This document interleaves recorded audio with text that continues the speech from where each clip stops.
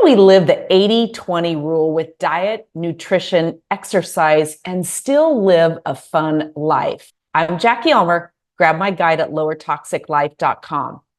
80-20 means being mindful of how we live our lives, the food that we eat, the choices that we make when we're out at restaurants, going to concerts, sporting events, and even dining in other people's homes.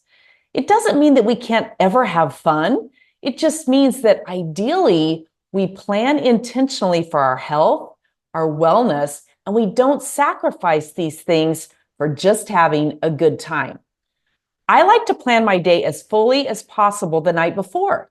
I take a look at the calendar and see what's going on, and then I make my plan. What am I going to eat for the day? When am I going to exercise and move my body for the day? What's on the calendar for business? What's on the calendar for fun? And how do I need to plan? And how do I want to plan so that I still have a good time and I protect my health, my body, and my brain? Some people don't like the word discipline, but I believe that discipline equals freedom. Planning equals freedom. So when I can plan my day the night before, including what I'm going to eat, I set myself up for a greater chance of success. Now, does that mean I don't allow myself to be flexible? Does that mean I don't ever get derailed? Of course not. I am flexible and I do find myself getting derailed sometimes. But with a plan, that derailment happens a lot less frequently. So in planning my food for the day, I plan for 80 to 90% of the time to stay within my own boundaries. If I'm going out in the evening or out for the day, let's say out in the evening, I'm going to make sure that I eat a healthy breakfast, a healthy lunch, limit any snacking, limit any ultra-processed foods, sugar, or any foods that don't serve my body well. Same thing if I'm going out for lunch. Then I eat a healthy breakfast and then I plan for a healthy dinner that evening. All of this leaves me with a lot more flexibility when I'm out in the evening, eating at restaurants or in someone else's home, or in a situation where I can't fully control what it is I'm going to be ingesting.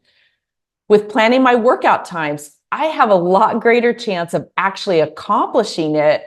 And I don't know about you, but if I'm not careful, I can fall into couch potato mode quite easily and blow my workouts quite frequently. When I make my food plan and my exercise plan the night before, for the next day, I can factor in things like birthday cake, coffee out with a friend that might involve a pastry, or indulging in a cafe mocha, book club where fun foods and beverages will be served. I can plan for that glass of wine or champagne or a margarita, depending on what the event is that's coming up. I used to be much more of a party girl, not so much anymore. I learned to throttle back the bottle, an airline saying. You can learn more about that at throttlebackthebottle.com if you're interested in rerouting your relationship with alcohol.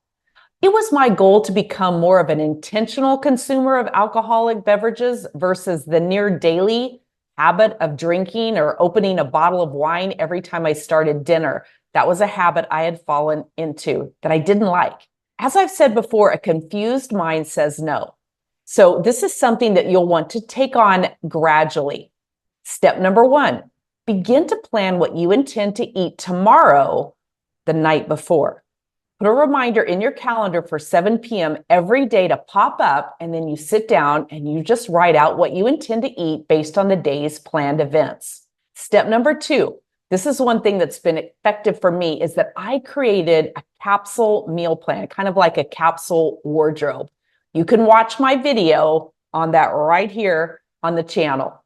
A capsule meal plan keeps it easy for me to choose from the primary healthy proteins, healthy fats, and slow carbs that I eat most often. And then that gives me the flexibility to mix it up and make it different with different condiments, sauces, and other fun stuff. Step number 3, do a pantry purge and a kitchen clean out. This is a very effective way for staying on that 80-20 rule. When the bad foods just aren't there in the kitchen, it makes it a lot more challenging to eat them. Be sure to grab my guide over at lowertoxiclife.com that includes recipes, a grocery shopping guide, how to read labels, and more. This is going to give you a list of foods that you want to avoid.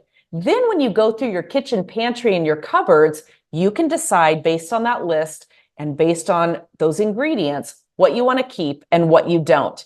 And make sure you're subscribed to the channel so that you can watch my upcoming video on doing a pantry and kitchen purge. One other philosophy that helped me is the Japanese philosophy of hara hachibu, only eating until 80% full. I use a salad plate when I eat dinner now. I heard once to eat breakfast like a king, lunch like a queen, and dinner like a pauper. And that makes sense to me. When one thinks about movement and burning calories and not going to sleep with too full of a stomach. So what tips do you have for incorporating the 80-20 rule into your life? Or what questions do you have? Leave them below, and I'll see you on the next video.